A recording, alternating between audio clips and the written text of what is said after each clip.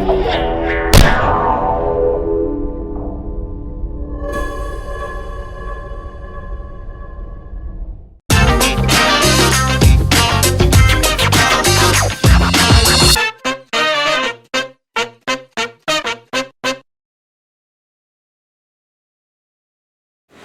semua, kembali lagi bersama saya Mai, masih di Kopi PM Podcast. Hari ini saya nggak bareng sama Cindy, host kita yang seperti biasa. Saya malam ini spesial banget ditemani oleh salah satu dosen hutan tular juga, yaitu Ibu Selfie. Selamat malam, halo Mei. Kebetulan saya bisa jadi backup host ya kali ini ya. Iya, Karena kebetulan Cindy kebetulan sedang sakit. Ya, mudah-mudahan cepat sehat ya Cindy ya. Dan tapi mudah-mudahan nih para subscriber itu tidak kecewa ya saya jadi host ya. Enggak dong Bu, tentunya pasti senang banget, beda banget. Hari ini kita ngobrolnya bareng sama dosen. Ini narasumber kita kali ini tetap masih dosen juga karena segmen kita masih tetap ngobrol bareng dosen. Episode yang ketiga dan memang beliau itu susah sekali ya waktunya ya. Alhamdulillah ya hari ini beliau bisa, dan walaupun hujan-hujan kita tetap coba melakukan podcast dengan beliau karena susah ya Mei ya. Iya. Selamat malam Ibu Selamat Rati. malam. Selamat malam semuanya.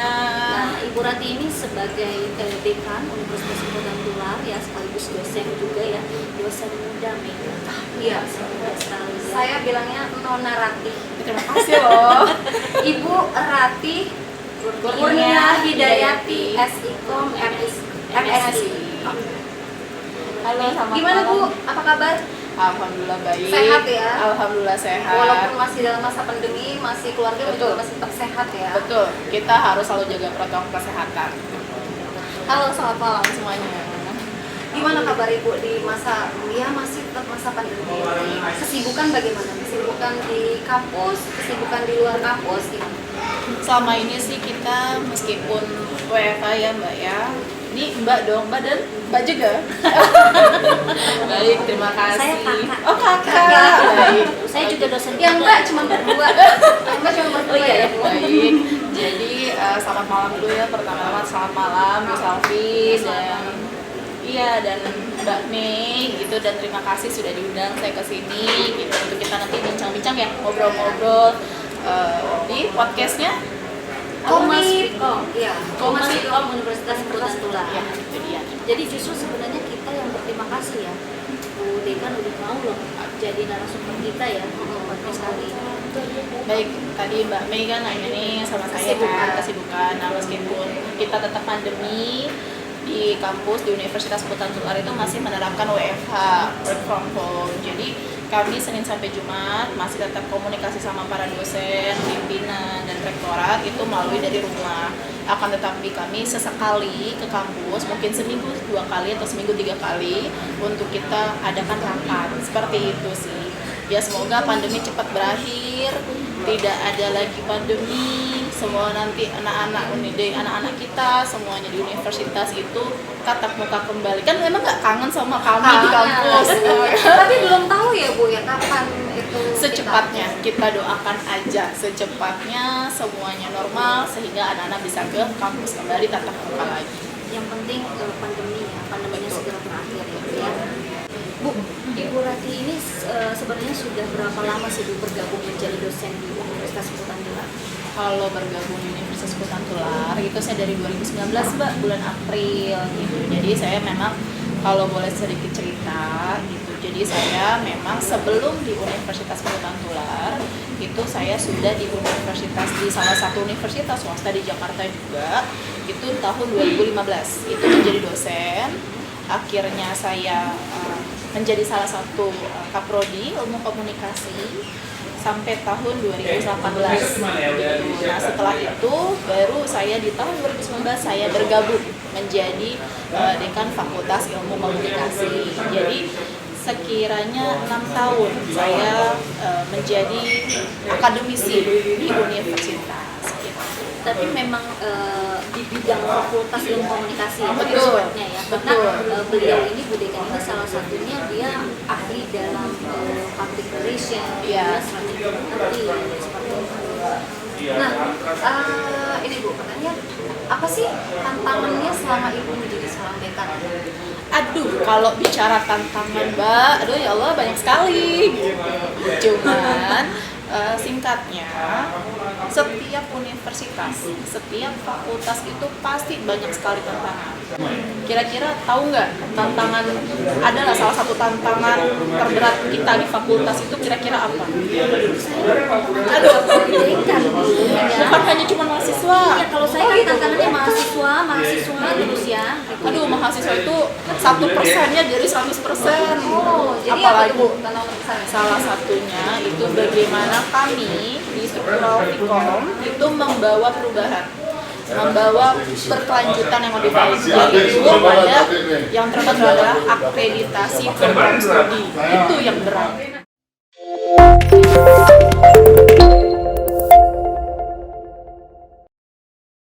Bu, tadi Ibu sedikit menyindir tentang akreditasi. Sebenarnya kan kita juga harus melek ya, mahasiswa juga ya. Sebenarnya bukan hanya dekan atau prodi yang terlibat, dosen-dosen pun sangat terlibat. Betul. Mahasiswa pun terlibat dalam akreditasi. Pasti. Tapi Bu, bagaimana sih Ibu kan juga pernah di universitas lain, tantangan dan perbandingannya seperti apa di Universitas Tunggal ini? Baik, jadi yang namanya akreditasi itu tidak bisa hanya struktural. Struktural itu dekan sama kaprodi. Itu semua komponen itu harus terlibat, dari yayasan, rektorat, kami pendidik, tenaga kependidikan hingga mahasiswa. Itu yang internal. Bagaimana yang eksternalnya? Eksternalnya siapa kira-kira? Calon mahasiswa baru. Terus nanti kita punya mitra kerjasama, kita juga punya asosiasi. Kita ilmu komunikasi itu masuk ke dalam salah satu wadah asosiasi, itu Aspikom, karena kita Jabodetabek, maka Aspikom Korwil Jabodetabek itu juga salah satu pengaruh kita dalam pembuatan atau membantu kita support di bidang akreditasi. Nah jadi, namun struktural itu lebih pada meramu. Kalau ibaratnya ya, dalam poin akreditasi itu kita membeli bahan makanan, semua kita beli, tapi kita pengen masak apa sih? Masak sop, berarti beli apa? Buncis, beli ini, beli bahan-bahan baku. Maka kami meramu, kami mengumpulkan, kami memilah dan memilih bahan-bahan mana yang terbaik, yang bisa kami sajikan kepada siapa? Kepada halayak.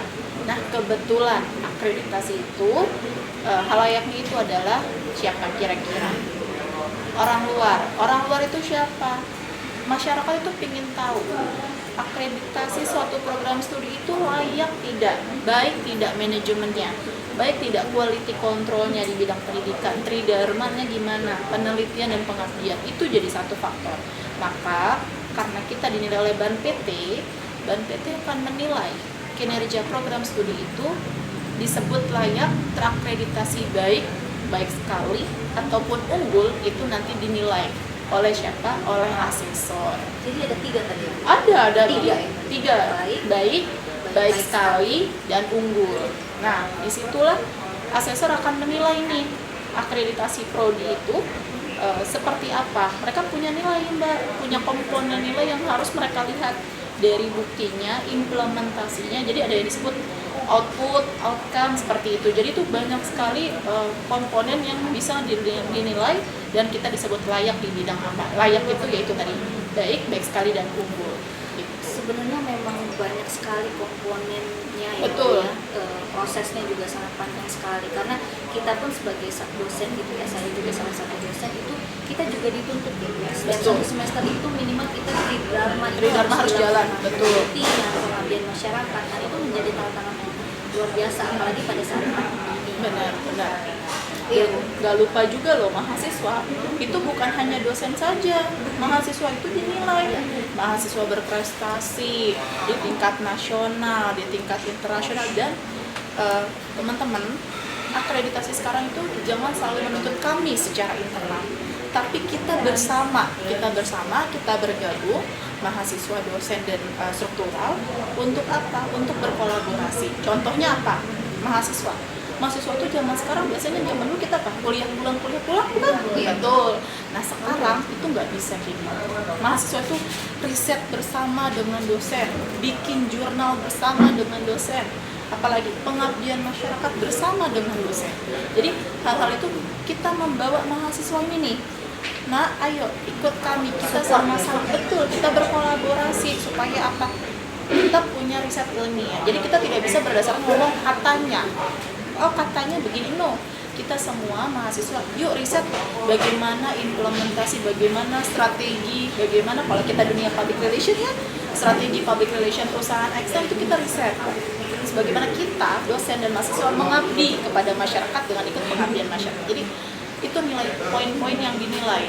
Jadi 9 standar sekarang itu cukup berat gitu, cukup berat. Jadi kita kasih informasi ke teman-teman juga, kita semua harus saling bahu-membahu, saling support, saling berkoordinasi dengan baik, sehingga apa yang kita inginin, apa yang kita ingin capai dari Prodi Ilkom supaya bisa nanti jadi unggul nih gitu kan. Poin-poin inilah yang harus kita siapkan, ya seperti itu sih. Baru tahu deh sahabat. Nah, baru tahu kan? Baru tahu ternyata mahasiswa pun punya andil juga. Cukup besar. Jadi sekarang nggak bisa cuma dosen, oh ini salahnya ada di dosen kurang, nggak bisa. Mahasiswa semua kita punya andil. Bahkan tenaga kependidikan. Betul. Bahkan karyawan pun ya yang bukan di bidang pendidikan yang memang staf di kampus pun itu sangat berpengaruh. Jadi sekarang ini Bu, saya juga baru ini ya, maksudnya dulu kan tahunnya 7 standar ya. Betul. Nah sekarang itu Mei harus 9 standar. Jadi tantangannya lebih Itu berat. sejak tahun berapa tuh? Jadi sampai 9. Baik, itu dari ban PT sendiri itu memang sudah lama digodok. Namun dari 2019 hingga 2020 ini memang sudah digalakkan program itu. Bukan digalakkan program, namun untuk memastikan bahwa manajemen mutu pendidikan di Indonesia itu baik. Jadi dengan 9 standar yang dulunya mahasiswa belum terlalu terlihat, sekarang juga dinilai sebagai salah satu bentuk implementasi prodi itu diterima oleh masyarakat, berkembang. Terus nanti di dalam dunia kerja, mahasiswa kita terserap nggak di dunia kerja? Pangsa pasarnya menerima nggak mahasiswa-mahasiswa kita, para alumni? Jadi jangan sampai kita mencetak mahasiswa lulus namun tidak terserap dengan baik di dunia kerja. Itu sih berat, cukup berat. Kita harus memetakan profil lulusan Prodi Ilmu Komunikasi saat ini, namun kita tidak bilang ini menjadi berat dan hambatan gitu kan. Jadi kita sama-sama duduk bareng, kita bersinergi bareng, kita memetakan sehingga semuanya kita aspeknya terpenuhi. Itu akreditasi. Jadi teman-teman bantu kami ya, bantu kami para dosen, guru struktural semuanya untuk akreditasi. Jadi apa yang kita bisa lakukan gitu ya? Misalkan saya sebagai dosen, apa nih yang bisa saya lakukan seperti penelitian, pengabdian masyarakat, dan juga misalkan main posisi sebagai mahasiswa harus jadi mahasiswa berprestasi baik itu di bidang akademis maupun akademis, karena itu menjadi poin plus dari penilaian asesor.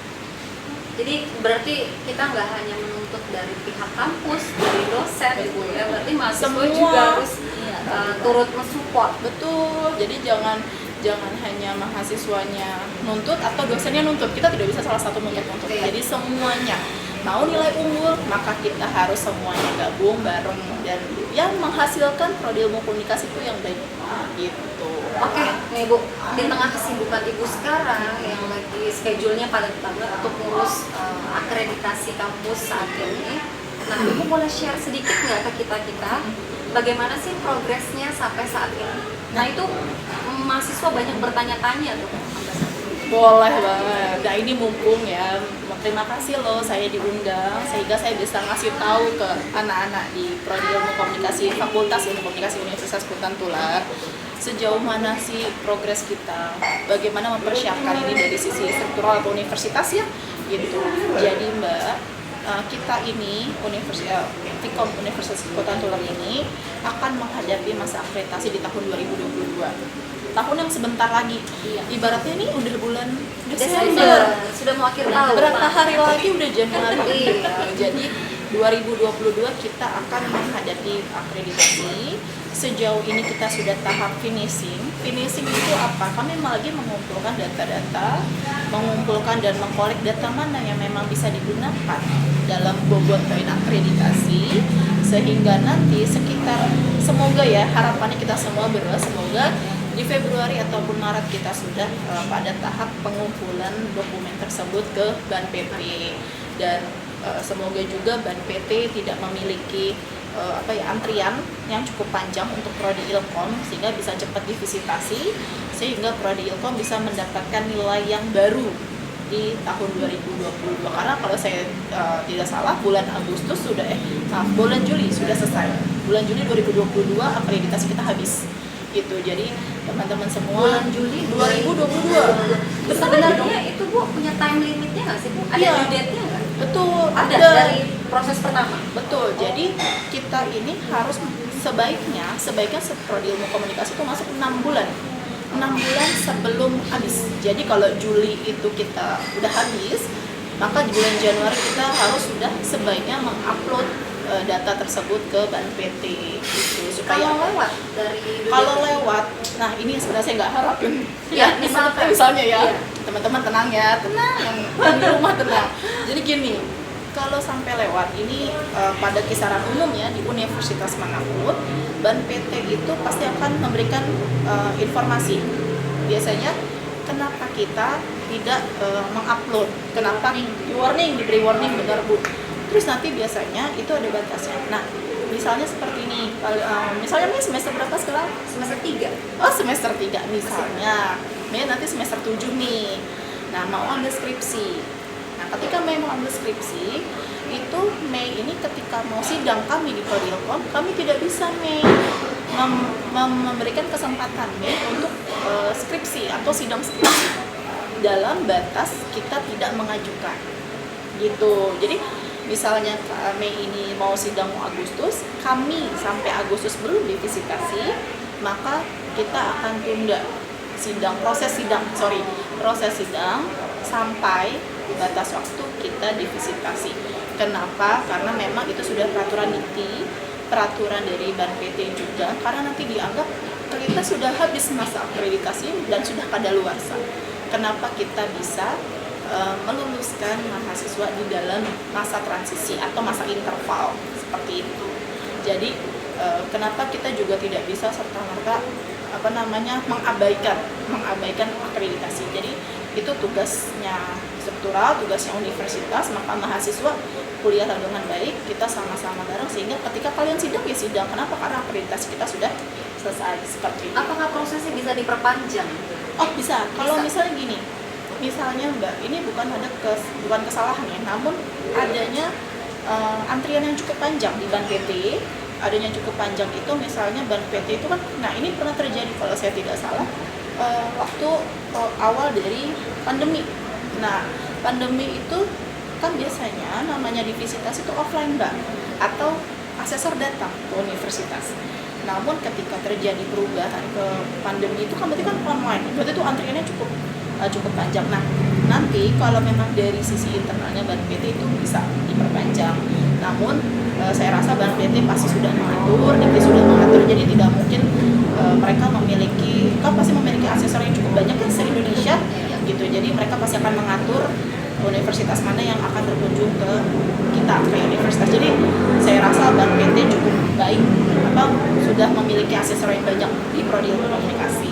Jadi sebenarnya itu konsekuensi ya, betul ya, kalau memang kita telat.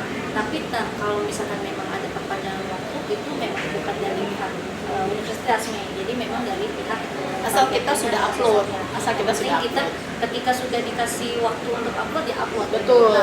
Jadi makanya ya Bu Rati ini makanya hari-hari ini tuh sering begadang ya. Bukan, saya udah jadi muka borong sibuk banget, demi banget. Demi akreditasi. Mahasiswa tuh banyak yang bertanya-tanya gitu. Kemana kehadiran Kemana saya? dengan Bu Rati? Iya, mohon maaf karena memang keterbatasan waktu. Iya. Terus kemudian Bu, pertanyaan selanjutnya, oke, kita tentang masih terkait akreditasi tadi ya Bu. Nah, kita mahasiswa masih banyak yang bingung, bahkan benar-benar blind banget. Apa aja sih sebenarnya cakupan penilaian akreditasi itu terhadap suatu jurusan? 9 standar mungkin ya yang terkait. Iya. Mau tahu yang 9 standar ini 9 nih ya, banyak ya Mbak ya. Baik sekali ya. Baik, saya kasih tahu secara singkat, 9 standar itu ada satu visi misi, bagaimana visi misi universitas, fakultas, dan prodi itu berpengaruh dalam menentukan capaian lulusan, profil lulusan, dan segala macam itu visi misi. Nah, standar 2 adalah tata pamo, bagaimana standar mutu, komitmen universitas, SOP, itu semua bercakup ada di standar mutu, di tata pamo. Yang ketiga itu adalah mahasiswa. Oh, standar 3 mahasiswa. Bagaimana IPK mahasiswa lulusan. IPK juga ngaruh ya? Ngaruh. IPK tuh harus lebih dari 3 Mbak untuk satu prodi. Jadi mahasiswanya berapa rasio mahasiswa yang masuk ke prodi. Terus bagaimana lulusnya tepat waktu, enggak jadi sebagai jangan cuti-cuti. Tuh. 4 Buat standar. kalian yang suka cuti tuh. Iya. Tuh. Bagaimana juga ini ya Bu ya, mahasiswa apa namanya ketika di dunia kerja ya, di dunia kerja pun alumni juga masih di komponennya masih Masih ada 4 sumber daya manusia. Ini dosen, tenaga kependidikan, bagaimana dosen kita qualified gitu, bagaimana kita sudah memiliki sertifikasi dosen, dosennya sudah ada lektor atau nah itu. Terus dosennya tuh meneliti tidak, mengabdi tidak, punya kegiatan di luar tidak, ini yang ngaruh gitu. Standar 5 keuangan, sarana dan prasarana, itu standar 5. Nah, standar 6 itu lebih kepada pendidikan. Bagaimana pendidikan kita, prodi kita menjalankan pendidikan sesuai dengan ketentuan tidak, bagaimana polanya, apakah misalnya contohnya ada handout, ada modul, bahan ajaran, itu semua dinilai. Dan bukti nyatanya loh ya, bukan hanya cuman katanya ada, atau ada kok kami, tapi kita tidak punya bukti. Itu 6. 7 penelitian dosen dan mahasiswa, dan juga luaran. Jadi bukan cuma neliti Mbak ternyata. Bagaimana luaran, bagaimana penelitian kita itu dibaca orang luas, terus ada masuk ke dalam jurnal nasional, bereputasi, jurnal internasional, sampai Scopus itu semua. Nah, buktinya tuh apa Bu yang bisa dilihat? Ada. Apakah itu memang benar-benar sudah ini? Jadi kalau kayak Mbak Mei, itu harus sudah diteliti, terus kita kan masukin ke dalam jurnal itu, nanti jurnal itu juga dinilai Mbak sama tim dari dalam, layak tidak, metodologinya sesuai tidak, jadi itu ngaruh sehingga benar-benar valid. Nah itu. Jadi bukan hanya narasi ya Bu, ya, tapi harus ada outputnya seperti apa. Nah ini mungkin prosesnya yang lebih lama itu dari segi dokumentasi ya Bu, ya? Dari segi mengumpulkan data-data dokumen-dokumen. Tadi baru 7, 8 pengabdian kepada masyarakat. Kembali lagi, Pengabdian yang tadi yang dilakukan oleh mahasiswa dan dosen. dua-duanya. Terus bagaimana hasil dari pengabdian itu? Luaran pengabdian, tetap Pak, luaran pengabdian itu diperlukan. Dan yang standar 9 terakhir adalah Boleh luaran jelaskan nggak Bu sedikit tadi? Boleh. Luaran pengabdian itu apa sih? Jadi sama, kalau penelitian itu kan ada jurnal ya, Iya. ada jurnal penelitian. Nah kalau luaran itu juga sama, ada jurnalnya juga, jurnal pengabdian kepada masyarakat. Jadi sebaiknya gini, kita mengimplementasikan teori kita, ilmu kita ke dalam kehidupan bermasyarakat, kita mensosialisasi, penyuluh, gitu kan, memberikan kontribusi nyata di masyarakat. Namun itu juga divalidkan, sehingga kita buat jurnal, kita taruh di jurnal-jurnal yang memang bereputasi. Habis itu di situ juga dinilai, dan akhirnya masyarakat luas mengetahui kegiatan implementasi kita di jurnal pengabdian masyarakat Vkom Putar Dulato seperti ini loh gitu. Dan yang 9 itu adalah luaran capaian tridharma kita. Yang tadi itu adalah apakah alumni Vkom, alumni Prodi Ilkom itu terserap di dalam dunia kerja.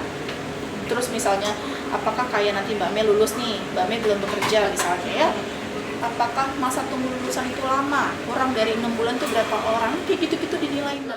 Oke, tadi ya Mei sudah terjawab ya rasa penasaran mahasiswa bagaimana sih progres akreditasi Universitas Keputatan Tular, khususnya prodi Fakultas Ilmu Komunikasi ya. Prodi Ilmu Komunikasi. Akhirnya kita tahu. Siap. Mei, ini kira-kira kita lagi di mana nih? Oh Mei? iya. Kita cobain dulu nih kopinya nih. Ini kita ada di salah satu kafe di Pondok Kelapa dalam komplek Billy and Moon ya, Jakarta Timur. Namanya adalah Bonjour Cafe and Resto. Iya. Nah kalian jangan lupa follow ya IG-nya itu bonjour.cafe.resto. Jangan lupa mampir juga kalau ke daerah ke Pondok Kelapa. Pondok Ya. Kelapa. Oke, silakan Mei. Pertanyaan selanjutnya apa nih? Saya boleh dulu. Boleh dong. Saya coba lagi deh, boleh. Nah Bu, nggak kerasa nih kita udah lama banget ya ngobrolnya ya. kita punya satu pertanyaan terakhir. Boleh. Ya, supaya nggak begitu lama. Nah, apa nih pesan Ibu untuk generasi muda sekarang masih terkait pendidikan? Anak-anak generasi muda nih kalau diberikan nasihat itu panjang, tapi singkatnya saja. Kalian anak-anak mahasiswa, kalian itu, kami para dosen itu cuma sampai nganterin gerbang itu, gerbang apa? Gerbang pendidikan ketika kalian lulus. Sisanya siapa yang melanjutkan itu kalian sendiri. Jadi jangan pernah namanya membuang-buang waktu kalian selama belajar di universitas atau di program studi. Karena itu bekal ya Bu ya, bekal yang bisa kami berikan kepada siapa, kepada kalian. Nah, sisanya itu kalian sendiri yang mengimplementasikan ke dalam dunia nyata. Jadi teman-teman mahasiswa semua jangan pernah buang-buang waktu. Kalian memang bersungguh-sungguh mengambil ilmu. Kalau kalian masih nggak ngerti, tanya kepada dosennya, terus tanya, terus cari, gali potensi yang kalian miliki. Kalian suka apa? Jadi apa? MC, jadi public speaking, jadi apa lagi? YouTuber misalnya. Nah itu nggak apa-apa, kalian terus olah selama 4 tahun. Ketika kalian nanti lulus, bisa saja kalian memiliki potensi itu dan kalian implementasikan di dunia nyata. Itu sih kalau dari saya. Jadi mahasiswa yang berkualitas ya. Betul sekali. Dari Sayang. Bu Selvi gimana Bu? Iya, tadi Iya. jadilah mahasiswa yang berkualitas ya, karena sebuah proses itu penting. Ketika kuliah, jangan menyia-nyiakan waktu pasti. Ya. Iya. Senang banget nih kita ya, hari ini beda banget ya. Segmen kali ini tuh saya tuh bener-bener bareng ngobrolnya dengan Baru tahu dua kan? dosen dan baru tahu ternyata proses akreditasi itu seperti itu dan banyak banget persyaratannya ya. Tuh, jadi kita mahasiswa sekarang udah ya cukup mendalami lah ya penilaian-penilaiannya. lagi, biar nggak Iya, penasaran lagi, ternyata tidak bukan cuman seperti, iya, panjang sekali prosesnya. bukan cuma dosen, karyawan-karyawan, pihak kampus, tetapi juga mahasiswa juga Punya turut peran, andil dan betul. juga harus support ya untuk penilaian tersebut. Betul. Semoga ya Bu Amin. prosesnya bisa Lancar. lancar. Amin, semuanya kita. Akreditasinya bisa unggul. Amin. Iya. Kita Tahun depan doakan ya? yang baik-baik ya. Tahun depan ya. Tahun depan kita punya hajatan akreditasi. Kita tunggu kabar baiknya Amin, amin. dari Ibu. Oke guys, sampai di sini dulu podcast kita kali ini. Kita akan kembali lagi di podcast berikutnya, tentunya masih di segmen ngobrol bareng dosen. Ya, Silahkan follow IG kita apa Mei? oh ya, IG kita ada tetap di humas_vkom_umt dan juga YouTube channel kita di humas_vkom Universitas Hutan Tular. Komen, subscribe, Ya, share. komen. Nah, Ibu juga boleh nih nanti ya di Boleh promosi dong. ke Aspikom ya Bu ya. Oh, pasti Ini dong. hasil karya mahasiswa kami. Pasti bagus hasil. Terima kasih banyak Bu Rati ya Terima yang kasih. sudah mau Terima kasih, meluangkan Mai. waktunya untuk jadi narasumber kita di podcast Sama-sama. ini. Semoga nanti bisa diundang lagi ya Bu. Pasti. Tinggal telepon aja. Sehat-sehat terus. Oke. Sampai ketemu lagi di podcast berikutnya. Stay healthy, stay happy. Bye. Bye. Malam. Malam. Now the sunshine breeze along, fill me out with a flame. I will let you in this game. Take me out when I'm down. 'Cause with you I'm saving some, I'm saving some, I'm saving some, I'm saving some, I'm saving some, I'm saving some, I'm saving some.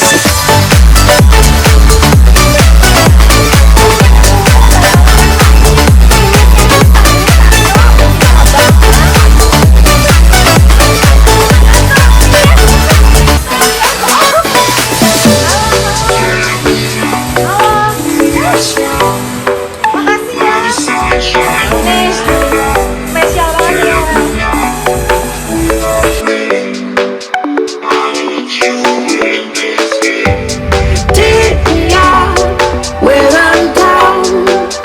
'Cause with you I'm saving some, I'm saving some, I'm saving some, I'm saving some, I'm saving some, I'm saving some, I'm saving